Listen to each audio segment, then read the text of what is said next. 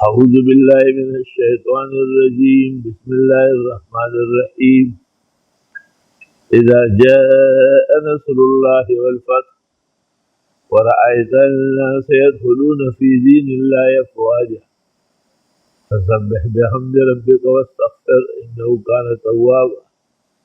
یہ سورہ نصر ہے اور نزول کے اعتبار سے 114 ہے. گویا قرآن کریم کی آخری سورت ہے. اس کے بعد کوئی سورت نازل نہیں ہوئی اور موجودہ ترتیب میں 110 ہے.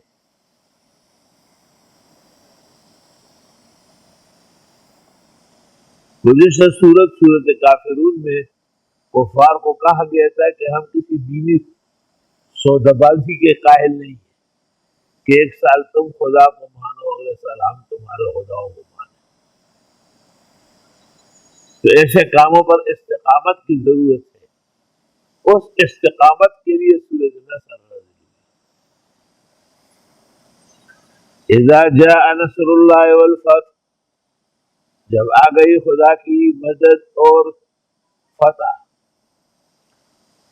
ورأيت الناس، اور آپ دیکھتے ہیں لوگوں کو يدخلون في دین اللہ افواجا، جو داخل ہو رہے اللہ کے دین میں جوق در جوق. فسبح بحمد ربک واستغفر، پر تسبیح کرے رب کی اور حمد بھی اور استغفار بھی. انہ کان توابا،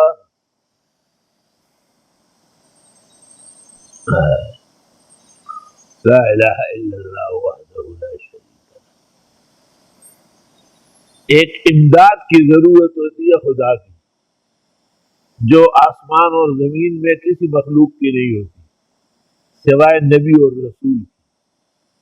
اس امداد کی وجہ سے تن و تنہا آپ نے توحید اٹھایا. تمام مشرکین رکاوٹ بنے کچھ بھی نہیں. آپ کے ساتھ صرف مہاجرین و انصار ہوئے، لیکن پورے عالم میں آپ کا کلمہ پہنچ گیا. اذا جاء نصر اللہ والفتح، لوگ منتظر تھے کہ اگر یہ نبی برحق ہے تو کعبہ سے کیسے دور ہے. تو جب مکہ فتح ہوا تو جو لوگ انتظار میں تھے وہ جوک در جوک آئے. ورأيت الناس يدخلون في دين الله افواجا.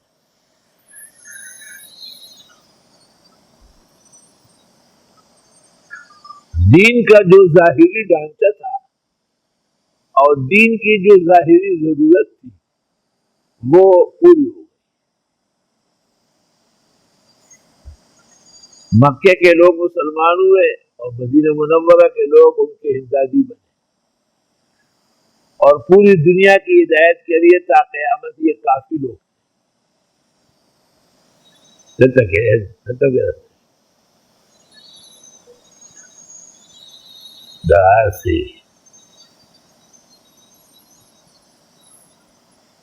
تو ایسے کاموں پہ 4 چیزیں لازم ہو گئی. ایک تسبیح، دوسری تحمید، تیسری استغفار اور چوتھی توبہ. فسبح بحمد ربک واستغفر انہ کان توابا.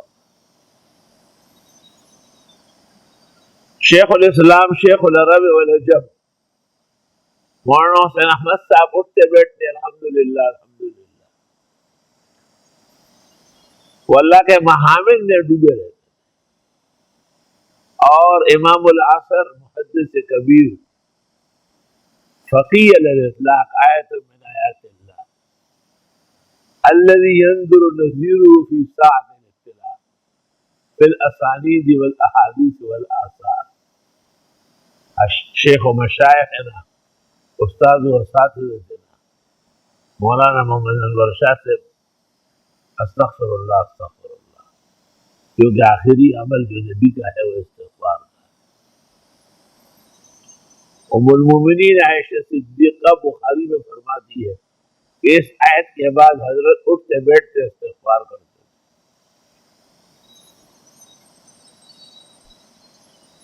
سبحانک اللہم و بحمدک رب اغفر لي. اذا جاء نصر اللہ والفتح جبکہ اللہ کی مدد آ پہنچی اور مکہ بھی فتح ہو گیا، اور آپ دیکھتے ہیں لوگوں کو کہ آ رہے ہیں اللہ کے دین میں جوک در جوک، بس آپ رب کی تسبیح اور تحمید کریں۔ تسبیح کا مطلب ہے عیوب اور قبائح سے پاک جانے، اور تحمید کے معنی ہے کمالات اور خوبیوں سے آراستہ جانے۔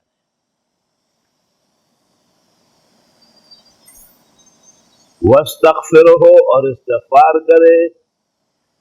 استغفار کے 4 کلمات معروف ہے: استغفر اللہ الذی لا الہ الا هو الحی القیوم واتوب الیہ، استغفر اللہ ربی من کل ذنب واتوب الیہ، استغفر اللہ العظیم الذی لا الہ الا هو الحی القیوم واتوب الیہ۔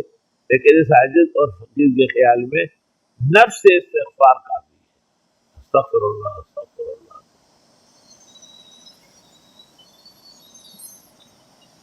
حدیث شریف میں ہے کہ اگر کسی کے گناہ درختوں کے پتوں کے برابر ہو استغفار سے معاف ہو، اگر کسی کے گناہ دنیا کے ایام کے برابر ہو معاف ہو جائیں گے استغفار سے۔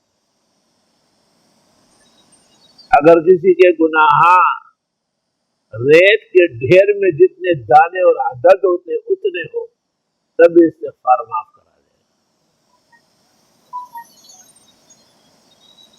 استغفار ایک دولت ہے جو مومن کو عطا ہوتی ہے۔ استغفار سے دنیا و آخرت دونوں ملے گی۔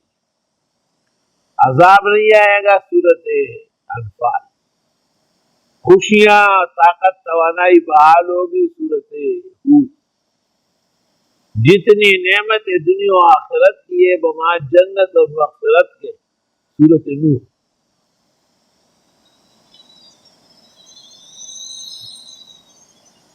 اور ترمذی شریف، نسائی، ابن ماجہ، مسند ابی اعلیٰ،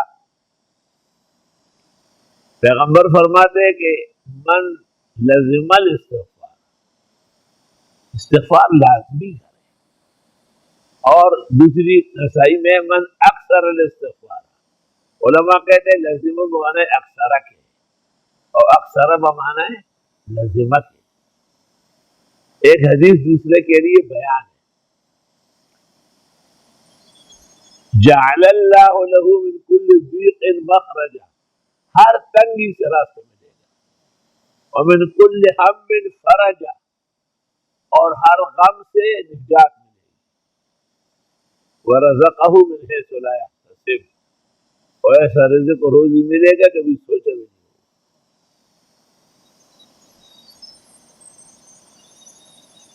اس لیے استغفار بہت زیادہ کرنا چاہیے، جتنا کرنا چاہیے اس سے بھی زیادہ کرنا چاہیے۔ مولانا بھی کہتے ہیں غم چوبینی زود استغفار کل، غم بامر خالق مذکار کل۔ غم اور پریشانیاں جیسے ہی دیکھنے میں آئے استغفار کو زور دو، کیونکہ غم اور استغفار دونوں جمع نہیں ہوں گے۔ غم چوبینی زود استغفار کل، غم بامر خالق مذکار کل۔ کس کم و زیاد زمان نہ سکی گی، ید رحمان دے کل بدو استغفار ہوئی۔ ایسے مقصد کو پہنچو ہوا ہے، کچھ کمی اور زیادتی اگر مجھ سے ہو رہی ہے بوجہ بشر انسان ہونے کے، تو رحمان ہر قسم کے گناہ سے استغفار مانگ رہا ہے۔ کس کم و زیاد زمان لا سکی گی، روز رحمان دے کل بدو استغفار ہوئی۔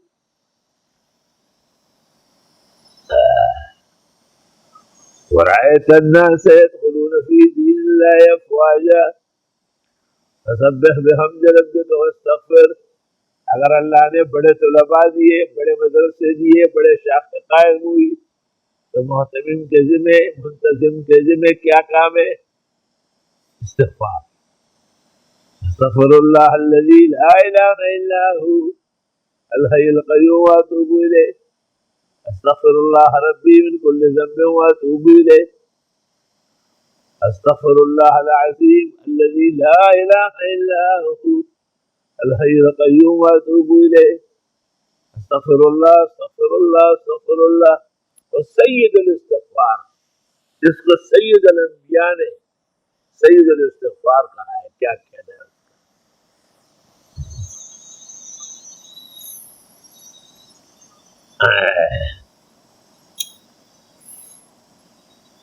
امام ابو حنیفہ نے تلامیذ کو جو وصیت کی ان میں ایک سید الاستغفار کا ہے اور دوسرا دعائے ابی دردا کا ہے. یہ دونوں ضرور آپ پڑھا کریں، ناغہ نہ ہو. سب سے بڑا نقصان ناغہ پہنچاتا ہے. ناغے کی مثال ایسی ہے، قسمت کی شوخی دیکھی ہے ٹوٹی وہی کمل، دو چار ہاتھ جب کے لبے بام رہ گئے. ایک آدمی کہیں چڑھ رہا تھا تو 2 یا 3 ہاتھ باقی تھے کہ رسی ٹوٹ گئی. یہ مثال ہے اس شخص کی جو نیک اعمال میں ناغہ کرتا ہے. اور قسمت کی شوخی دیکھی ہے ٹوٹی وہی کمند، 2 4 ہاتھ جب کی لب بام رہ گئے. اللہ استغفار پر بہت توجہ ہونا چاہیے. محمد انور شاہ کو امدادی چاہیے، صحت چاہیے، استغفار کرے. مزمل بھائی اچھا بڑھاپا گزارے، استغفار کرے. افریدی اور احمد علی کاکولا کو بہت زیادہ دولت چاہیے، بغیر کسی وجہ کے استغفار کرے. استاذ کے بیٹے کو بہترین فقیہ و محدث ہونا ہے، استغفار کرے. نعمان کو جتنی نعمتیں چاہیے، استغفار کرے. یہ حمید اور اس کے ساتھیوں کو جتنا مقام مرتبہ اللہ کے ہاں ملنا چاہیے، اللہ نصیب کرے، وہ استغفار کرے. نثار بزاز استغفار کرے، جنید استغفار کرے تاکہ کم محنت سے زیادہ اجر ملے، بیویوں کا مستقبل روشن ہو. اور اسی طرح احمد زیارات اور مزارات کو چھوڑے، زندہ خدا کے گھر مسجدوں میں حاضری بڑھا لے، استغفار کرے. عبید کو اچھی عزت کی نوکری ملے، ایسے کہ نام سنتے ہی دل خوش ہو. دیر سویر تو ہوتی رہتی ہے لیکن انشاءاللہ ہوگا وہی. منہ سے جو بھی بول نکلا، جس نے تولا پورا تول نکلا. استغفار کرے. یہ کون آیا ہے؟ یہ ان لوگوں کا ساتھی ہے، یہ بھی استغفار کرے. یا جس فقیر اپنی صحت شفا کے لیے، اپنے اداروں کے سربلندی کے لیے استغفار کرے اور کرے اور کرے اور کرے.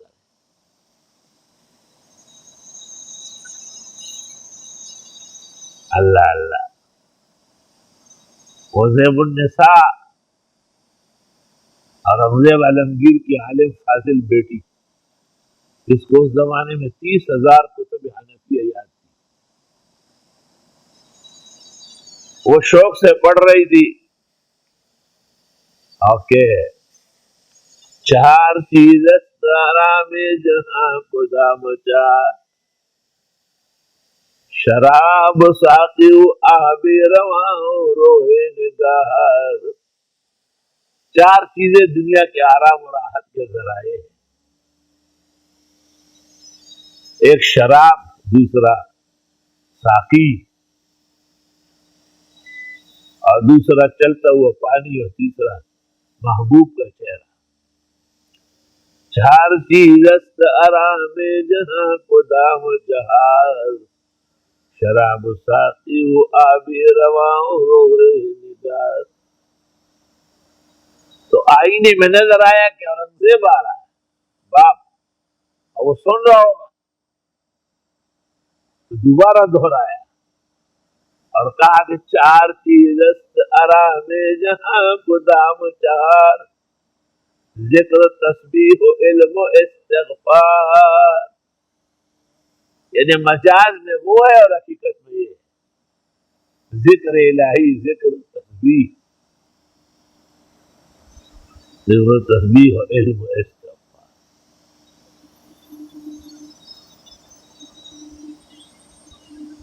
حضرت عمر رضی اللہ تعالیٰ عنہ عبداللہ ابن عباس کو مجلسوں میں بٹھاتے تھے، اور عبداللہ ابن عباس کم سن ہے، وفات رسول کے وقت ان کی عمر 15 سال ہے.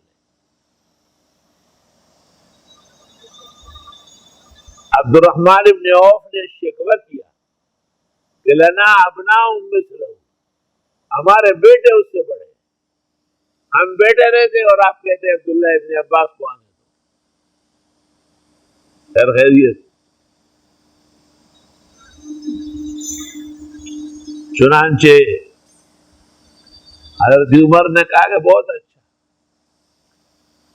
ایک دن جب یہ سب جمع تھے تو حضرت عمر نے پوچھا کہ اللہ تعالیٰ نے سورۃ النصر میں کیا بیان کیا، کیا خاص چیز بیان ہوئی؟ کسی نے کہا فتح آ گئی، کسی نے کہا نصرت الہی ساتھ ہو گئی، کسی نے کہا اللہ اور رسول جانے. آپ نے عبداللہ ابن عباس سے پوچھا، انہوں نے کہا ففیہ نہی برحلت رسول اللہ صلی اللہ علیہ وسلم، اس میں پیغمبر کی خبر مرگ ہے، کیونکہ اسلام مکمل ہو گیا، جتنا کام آپ کا تھا وہ پورا ہو گیا، اب آپ تسبیح تحمید استغفار کریں، یعنی بس آخرت بن. تو حضرت عمر نے کہا اعلم ما تعلم، میں بھی یہی سمجھتا ہوں جو تم کہتے. اس سے یہ بات بھی معلوم ہوئی کہ کبھی کبھی شاگردوں پہ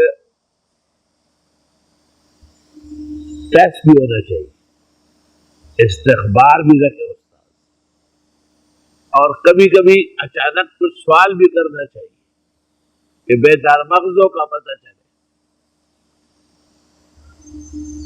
اور یہ بھی پتہ چلا کہ علم میں سب لوگ برابر نہیں، یقیناً ہوں جدید ہے، بعضوں کا علم بہت زیادہ ہے.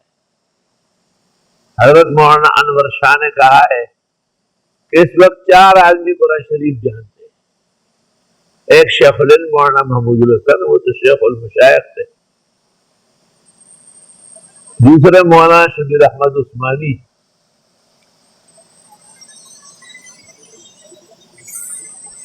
تیسرے مولانا حسین علی، تو چوتھے رشاد پور. سب لوگ برابر نہیں ہیں قرآن دانی، اس لیے جب قرآن دانی میں سب برابر نہیں ہے تو پھر قرآن بیان کرنے میں بھی ایک جیسا نہیں ہو سکتا. بہت ساروں کو بڑی زحمت پیش آئے اگر آپ ان کو پابند کریں کہ ایسا کوئی درس نہیں. ہم نے یہ درس شروع کیا کیونکہ اس سال لاک ڈاؤن کی وجہ سے اور عالمی وبا کی وجہ سے طالب علموں کو ادارے میں رکھنا بظاہر دشوار تھا، جبکہ اس سے پہلے ہزاروں طلاب ہمارے سامنے مخاطب ہوتے تھے. تو اللہ تعالیٰ نے اس سے بہترین ذریعے پیدا فرمایا،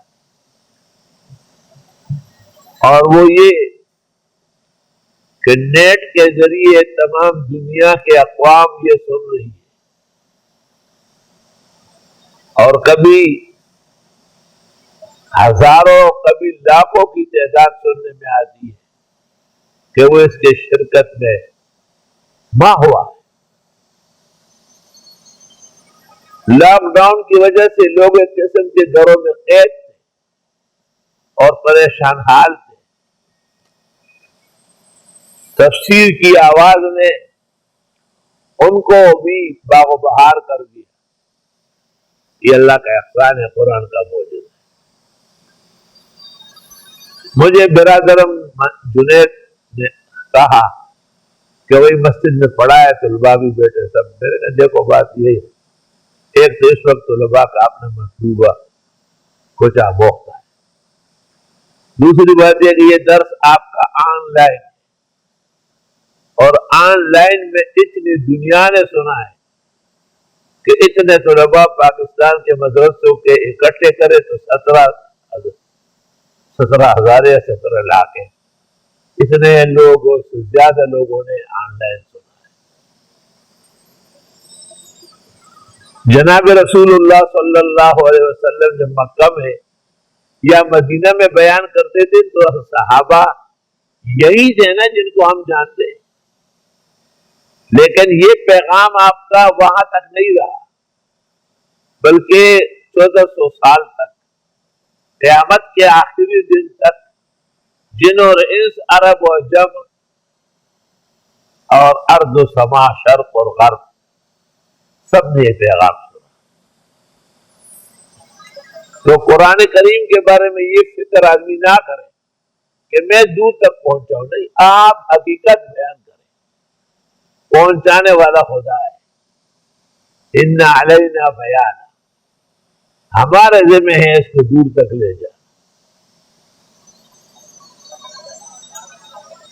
بسم اللہ الرحمن الرحیم، سورۃ لہب مکی ہے اور 5 آیت ہے، نزول میں یہ 6 ہے اور موجودہ ترتیب میں 111 ہے۔ جن لوگوں نے پیغمبر کی مذمت کی یا آپ کی شان میں نازیبا کلمات کہے یا آپ کے پیغام کو ہلکی نگاہ سے دیکھا، اللہ نے ان کو دنیا و آخرت میں سزا دی۔ تبت یدا ابی لہب، ٹوٹ گئے دونوں ہاتھ ابو لہب کے، وتب، اور وہ خود بھی تباہ و برباد ہوا۔ کہتے اس کا نام عبد العزیٰ تھا، رشتے میں پیغمبر کے چچا لگتے تھے، پھر آپ کا پیغام سن کر کے بد دعا کرنے لگا، اللہ نے کہا کہ اس کے دونوں ہاتھ ٹوٹے، کیونکہ پیغمبر نے عرب دستور کے مطابق کوئی صفا سے قبائل عرب کو یا بنی فہر یا بنی عدنان ایک ایک کر کے پکارا تھا، ہاتھ ہلائے لائے، تو اللہ تعالیٰ اس نے کہا تبت یدک لہذا جمعتنا سائر اليوم، اللہ نے کہا ایک ہاتھ کے لیے بس دعا تم نے دی، تیرے دونوں ہاتھ ٹوٹیں گے، اور اسی طرح ہوا، ایک پھوڑا نکلا، اس پر ہاتھ رکھے، اس پھوڑے نے دونوں ہاتھ کھا لیے۔ آیت میں بشارت ہے کہ آدمی خود اپنا دفاع نہ کرے، دینی معاملات میں رب العالمین کے سپرد رہے۔ ما اغنى عنه ماله وما کسب، کام نہیں آیا اس کو اس کا مال اور نہ اس کی کمائی۔ بڑے بڑے مالداروں کو میں نے دیکھا، بڑے طاقتوروں کو میں نے دیکھا کہ وہ اہل اللہ کے مقابلے میں 0 اور 0 ثابت ہوئے۔ سیصلی نارا ذات لہب، ان قریب جا گرے گا آگ میں جو شعلوں والی ہے۔ علماء کہتے ہیں اس کا نام ابو لہب رکھا گیا بوجھ حسین جمیل ہونے کے، لیکن اللہ نے کہا کہ نہیں، یہ ابو لہب ہے بوجھ شعلوں میں جانے کے۔ مختصر المعانی میں اس میں بہت سارے اجراءات ہیں۔ وامرأتہ حمالۃ الحطب، اور اس کی بیوی جو لکڑیوں کے گٹھے اٹھاتی تھی، مختلف جھاڑیاں اور کانٹے لا کے نبی کے ہاتھ میں ڈالتی تھی، لیکن بعض علماء نے اس کی تفسیر کی ہے کہ نہیں، ہمیشہ کسی تحریک یا اس کے بانی کو متہم کرنے کے لیے اس طرح عورتیں استعمال ہوئی۔ اس کی بیوی بھی جو حمالۃ الحطب تھی، پہلی تفسیر کے مطابق تو وہ لکڑیوں کے گٹھا اٹھایا اور وہ گٹھا ایک جگہ رکھا اور پھر وہ پیچھے گر گیا، وہ رسی گلے میں پھنس گئی اور مر گئی، ام جمیل نام تھا اس کا۔ اور دوسری تفسیر کے مطابق ہر زمانے اور ہر تحریک کو روکنے کے لیے جو کوششیں ہوتی ہیں ان میں ایک کوشش یہ بھی ہے کہ کسی عورت کا استعمال کیا جائے۔ فی جیدها حبل من مسد، اس کے گلے میں رسی تھی کھجور کی چالیوں کی بٹی ہوئی۔ سورۃ اخلاص مکی ہے اور 4 آیت ہے، نزول کے اعتبار سے 33 ہے، موجودہ ترتیب میں 112 ہے۔ یہ عجیب صورت ہے، اس میں اللہ کی الوہیت، اللہ کی احدیت، فردیت، صمدیت، اس کا کامل تعارف ہے۔ معجم میں ہے کہ آپ کی خدمت میں ایک صحرائی آیا اور اس نے کہا میں نے سنا ہے کہ آپ کا رب آپ کو گیت سناتا ہے۔ آپ نے کہا مجھے وہی بھیجتا ہے۔ عوام کی زبان کچی ناقص ہوتی ہے، اس نے کہا کوئی تازی سی گیت سناؤ۔ آپ نے سورۃ اخلاص تلاوت کی۔ اس نے کہا واہ الہنا نعم الالہ الہنا یقبل الیسیر ویؤتی الجزیل، تھوڑے سے قبول کر کے بہت کچھ دیتا ہے۔ آپ نے کہا یہ دیہاتی جو ابھی آیا تم سے زیادہ قرآن کو سمجھ گیا۔ عبد الرحمن ابن عوف قریب آیا اور اس نے کہا ایک اونٹنی ہے میرے پاس، بہت زبردست دودھ ہے، بس ہفتہ 10 دن میں بیانے والی ہے، وہ دینا چاہتا ہوں۔ آپ نے کہا ضرور دے، کیونکہ میرے پاس جبریل آیا اور اس نے کہا کہ عبد الرحمن ابن عوف اونٹنی دینے والا ہے، اور عبد الرحمن ابن عوف کے لیے جنت میں 87,000 جنت کی شان کے لائق اونٹنیاں سجائی جا رہی۔ جب وہ آدمی وہاں سے نکلا تو ہر صحابی نے ایک اونٹ کھڑا کر کے کہا کہ یہ بھی لے لو، یہ بھی لے لو۔ ایک لمبا چوڑا قطار بن کے روانہ ہوا۔ یہی تو اس نے کہا تھا کہ میرے خدا تو زندہ باد ہے کہ ذرا سے عمل پر بڑا اجر دیتا ہے۔ نعم الالہ الہنا یقبل الیسیر ویؤتی الجزیل۔ باقی اس کے اندر جو مضمرات ہے، تفسیری منکشفات ہے، اس سے یہ وقت شاید عاجز ہو۔ بسم اللہ الرحمن الرحیم، قل هو اللہ احد، آپ فرمائیے وہ اللہ ایک ہے، تمام مشرکین کا رد۔ اللہ الصمد، وہ اللہ بے نیاز ہے۔ تفسیر بیضاوی میں ہے یسمد الیہ فی الامور وهو لا یسمد الی احد، ہر ایک اس کا محتاج ہے، وہ کسی کا محتاج نہیں۔ سمد مانا بے نیاز، بے نیاز کا مطلب یہ ہے کہ وہ محتاج نہیں۔ یہ مطلب نہیں ہے کہ نیاز پیروں کے نام کا ہو وہ تو بے نیاز ہے، نہیں، نیاز ہو یا نظر ہو، منختہ ہو یا دوسری کوئی خیر خیرات ہو، وہ خدا کے نام ہوگی تو قبول ہوگی۔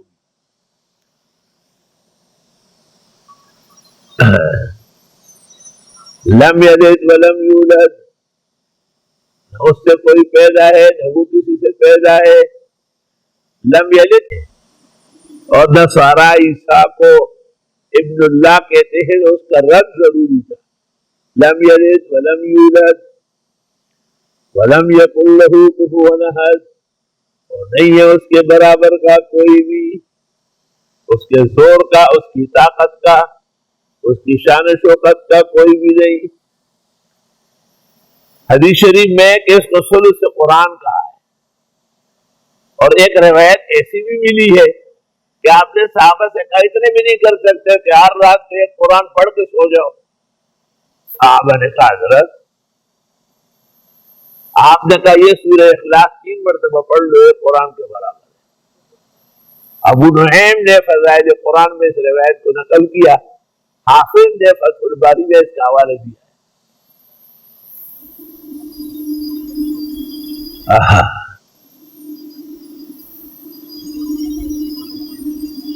سورہ فلق مدنی ہے، 5 آیت ہے، نزول میں 20 ہے اور ترتیب میں 113 ہے۔ اس صورت میں خدا کی قدرت کی نیرنگیوں کا بیان ہے۔ قل آپ فرمائیے اعوذ برب الفلق، میں پناہ مانگتا ہوں صبح پھاڑنے والے رب کے ہاں۔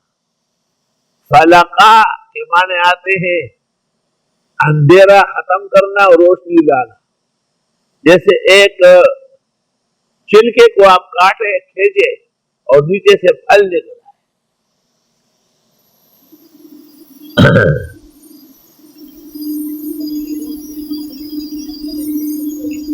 قدیم اردو دانوں نے ترجمہ کیا ہے وہ پھاڑنے والے کیا، وہ پھاڑنے والے کیا، من شر ما خلق، شر سے ہر مخلوق، اشارہ ہے کہ مخلوق آسمانی ہو یا زمینی ہو، بڑی ہو یا چھوٹی ہو، اچھی شکل میں ہو یا اجدہا ہو، خدا کی مخلوق ہے، خدا کے زیر اثر ہے۔ ومن شر غاسق اذا وقب، اور شر سے اندھیرے کے جو منہ چھا جانے لگے۔ اصل میں اندھیروں میں سحر ہوتا ہے، اندھیروں میں جادو ہوتا ہے، اندھیروں میں دشمن کے خلاف سازشیں ہوتی ہے، اندھیروں میں تمام کام ہوتے ہیں۔ مجھے ایک جن نے بتایا کہ آپ اپنے سٹور میں، اپنے گھر کے کسی کمرے میں بھی بالکل بتیاں نہ بجھائیں، کیونکہ ہم پیدا ہوتے ہیں اندھیرے میں۔ اژدہا اور جن اور بھوت، یہ و بلا، یہ سب اندھیرے سے پیدا ہے۔ قدیم زمانے میں روشنی کم تھی، نہیں تھی، تو ہر جگہ سانپ بچھو تھے۔ آپ جہاں چاہتے ہیں کہ یہاں سے جنات چلے جائے، آپ ایک چھوٹا بلب وہاں جلایا، آپ تماشا جائے سارے باغے۔ آپ فرمائیے میں پناہ مانگتا ہوں صبح صادق کے رب کے پاس ہر مخلوق کے شر سے، اور اس مخلوق کے شر سے جس کے جو اندھیرے میں چھا جاتے ہیں یا اندھیروں کی طرح چھاتے ہیں۔ ومن شر النفاثات فی العقد، اور شر سے پھونکنے والیوں کے جب وہ گروہ میں پھونکتی ہے۔ مشہور تو یہ کہ لبید ابن عاصم کی بیٹیوں نے پیغمبر پر سحر جادو کیا تھا، اور ام المومنین بھی بخاری میں کہتی ہے کہ سحر نبی صلی اللہ علیہ وسلم، لیکن کبار محدثین کہتے ہیں کہ نہیں، نبی پر سحر نہیں ہوا ہے، یہ تو کافروں کا کہنا ہے۔ وقال الذین کفروا یا ظلموا ان تتبعون الا رجلا مسحورا۔ البتہ بیماری کے درجے میں جیسے بخار آتا ہے، جیسے احد میں دندان مبارک شہید ہوئے، یا بعض غزوات میں جسم مبارک پہ زخم آ گئے، اس کو ظاہری تکلیف کہتے ہیں۔ اصل میں مسئلہ یہ ہے کہ سحر ظاہری نقصان ہے یا وجدانی ہے۔ اگر یہ معنوی ہے تو پھر نہیں ہونا چاہیے نبی پر، اور اگر یہ ظاہری ہے تو ظاہری تکالیف تو پہنچتی ہے، تک بھی جاتے ہیں، بھوک بھی لگتی ہے، آپ کو پیاس بھی لگتی ہے، بیوی کا تقاضا بھی ہوتا ہے۔ معتزلہ مطلق منکر ہے نبی پر سحر کرنے کا یا سحر ہو جانے کا۔ شان ورشا سے کہتے ہیں کہ معتزلہ کے 100% مسائل غلط ہیں، لیکن یہ ایک مسئلہ صحیح تھا کہ نبی کی عصمت اور نبوت کو سحر سے بچا رہے تھے، لیکن افسوس کہ اہل سنت نے اس کا بھی رد کر دیا۔ حضرت اقدس امام الازہر مولانا انور شاہ قائل نہیں ہے کہ پیغمبر پر سحر ہوا ہے، وہ کہتے ہیں انکان ففی النساء، اگر کچھ ہے بھی تو ظاہر ہے بیویوں سے ناراض ہونا، خفا ہونا، یہی بھی سحر کی علامت ہے۔ اور یہ اس لیے ماننا پڑا کہ قرآن میں ہے یفرقون به بین المرء وزوجہ، کہ سحر کے ذریعے میاں بیوی میں توڑ پیدا کیا جا سکتا ہے۔ عجیب بات ہے کہ توڑ کر سکتے، جوڑ نہیں کر سکتے، انہیں شیطانی خیالات۔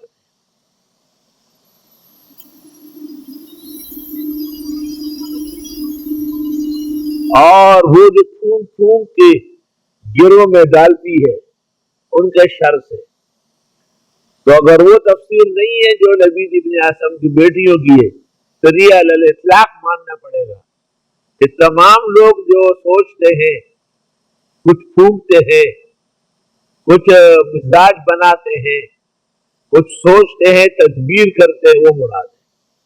ومن شر حاسد اذا حسد، اور حاسد کے شر سے جب وہ حسد کرنے پر آئے۔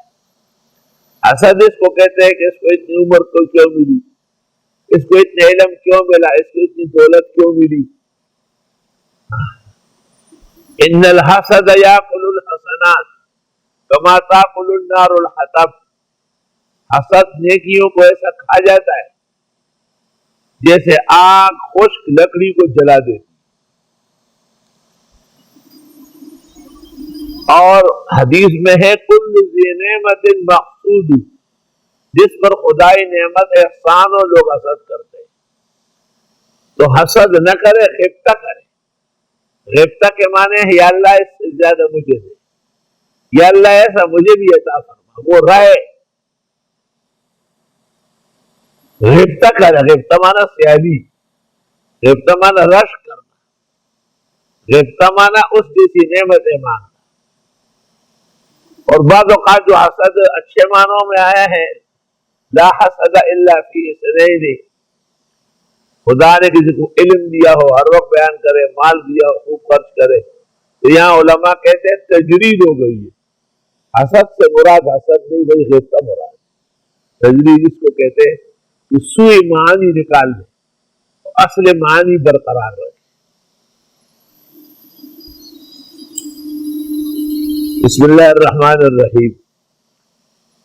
قل اعوذ برب الناس، آپ فرمائے میں پناہ مانگتا ہوں کائنات کے رب کے پاس، ملک الناس جو کائنات کا مالک و مختار ہے، الہ الناس سب کا معبود ہے، من شر الوسواس وسوسہ ڈالنے والے کے شر سے، الخناس جو نظر بھی نہیں آتا، چھپا رہتا ہے، کام کرتا ہے۔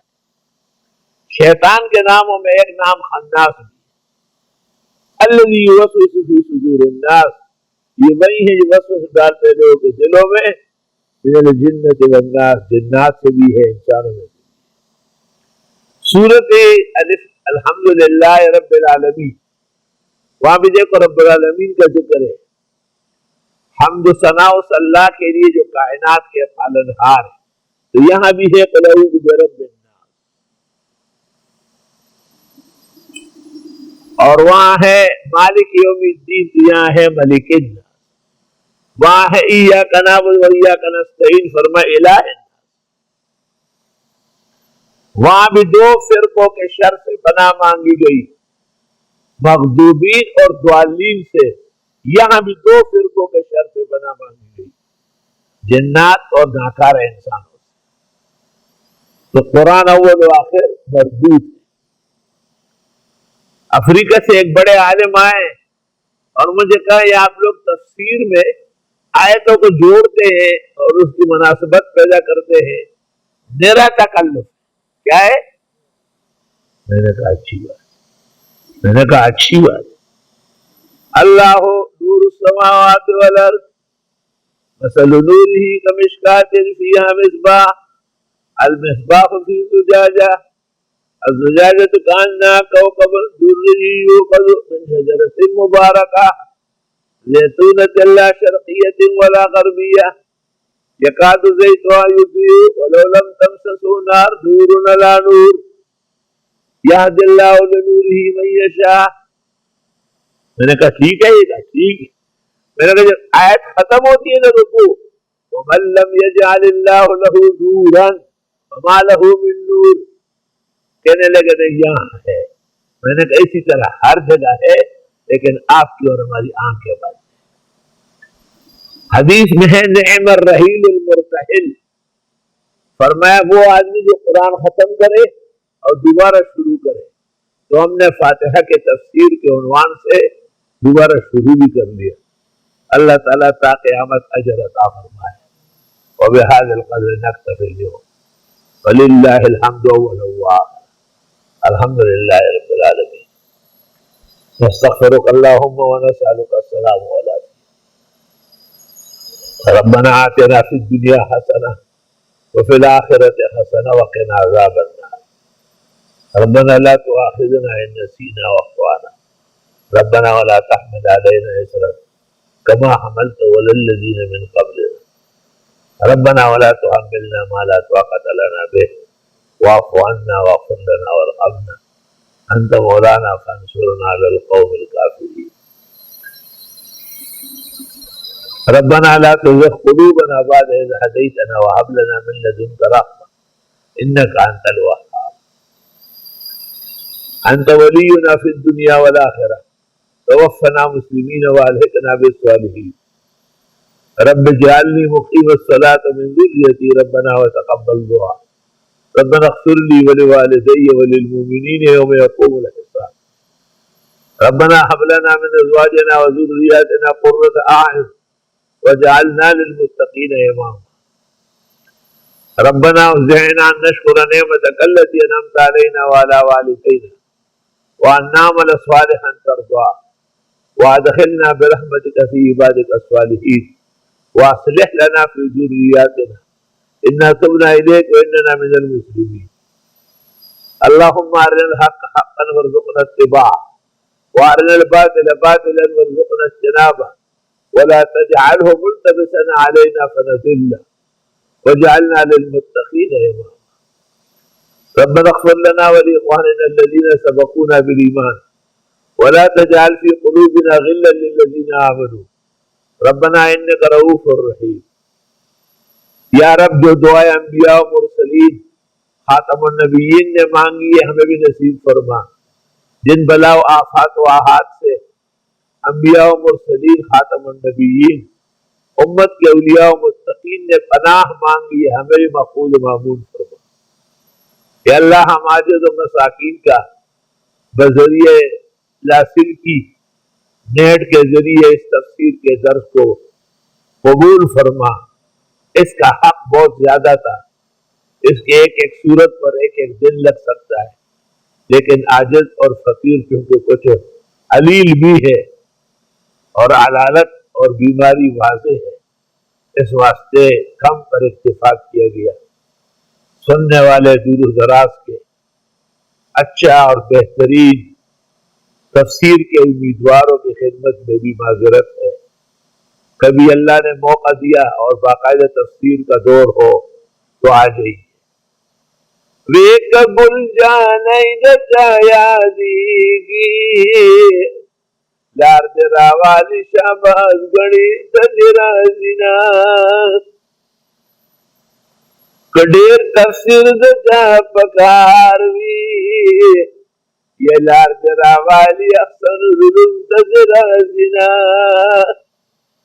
سال شروع ہو گیا اسباق شروع ہو گئے گن گرج کے ساتھ یا اللہ تعلیمی تعلق تلقینی تلقن مدارس طلباء استاد مدرسین ناظمین خادمین معاونین کا گن گرج قائم دائم فرما بعض جگہ کچھ تکلیف ہے کچھ فکر ہے اللہ تعالیٰ مالداروں کو دولت اور خزائن کے مالکوں کو فکر دے اور اپنی ذمہ داریاں پوری کرنے کی توفیق عطا فرمائے اور ان کے سامنے سے بھی رکاوٹیں دور فرمائے بلائے اور مصائب دور فرمائے خدا جو بیماران ہے صحت شفا دے مجاجز کو بھی عزیزم حافظ محمد انور شاہ کو بھی جامعہ کے بزرگ استاد مولانا محمد یاسین صاحب کو کمال صحت شفا بیٹیوں کے مستقبل کی روشنی ان کے گھر ان کی زندگی میں آباد و شاد و خوشیوں سے لبریز ہو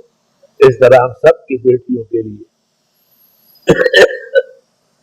بزرگوار مزمل بھائی جن کا پورا خاندان ہی ہم آفتاب کا مصداق ہے اللہ قیامت تک ان میں اور ہم میں اور سب میں خیر جاری رکھ قاری صاحب ہمارے محی الدین کے صاحبزادے وہ حمید الدین اور ہمارے جتنے بھی ساتھی ہیں خصوصاً نثار بزار عبید احمد افغانی محمد انور شاہ افریدی اللہ تعالیٰ ان سب کو باغ و بہار فرمائے استاد محترم مولانا عبدالرؤوف صاحب جو کائنات میں واحد استاد میرے باقی ہے کچھ علیل ہے کچھ پریشان حال ہے خدایا ان کی مدد فرما، عمر میں برکت فرما، اور ان کے بیٹے اور ان کے آل و اولاد، ان کی آنکھوں کی ٹھنڈک، دل کا سکون، مستقبل کا سہارا بنا، اور جو صاحبزادہ انہوں نے میرے حوالہ کیا اسے بہترین عالم با عمل بنا۔